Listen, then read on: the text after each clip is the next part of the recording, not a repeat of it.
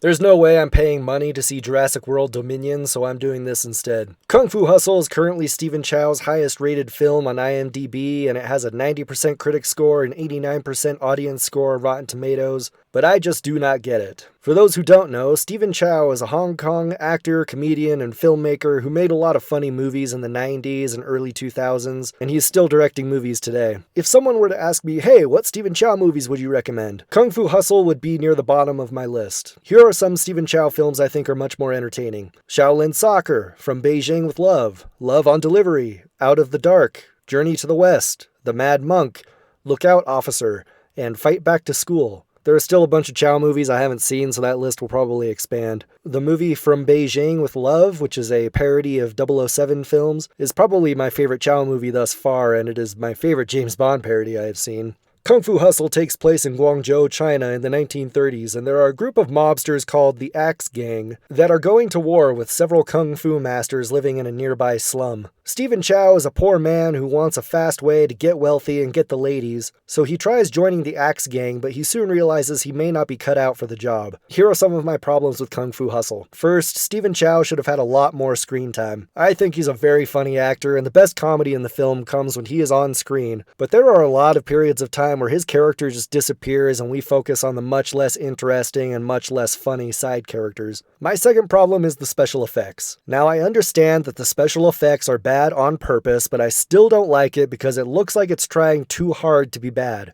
Bad special effects can be funny, especially when you know that's the best that they could do with a limited budget. But you know they could have done better for Kung Fu Hustle, and it's not as funny when it's intentionally trying to be bad. They should have used practical effects, and it would have been much funnier seeing people or dummies on wires flying around like rag dolls. That's why I like Stephen Chow's 90s movies, because most of the effects were practical, and if those same movies had been made in the early 2000s, they would have replaced the practical gags for CG gags, and it's just not as funny. Third, I thought the Kung Fu action was really boring, mostly due to the overuse of slow motion and computer effects. There's not much else to say about that. It's not a total dud. I mean, there are some things that I liked. There's a cute little side plot where Chow runs into a mute woman who he tried defending from bullies when they were both in elementary school. And when he meets her again, he's conflicted about his feelings for her while at the same time trying to bury those emotions so he can live the life of a villain.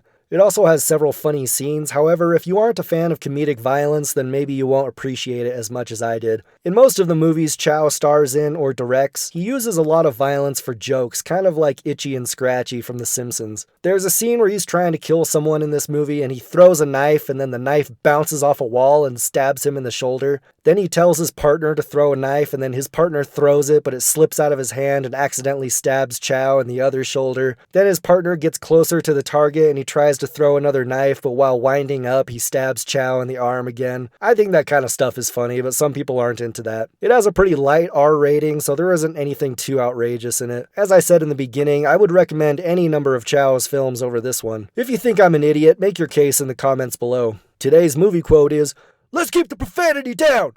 I mean it! No swearing!"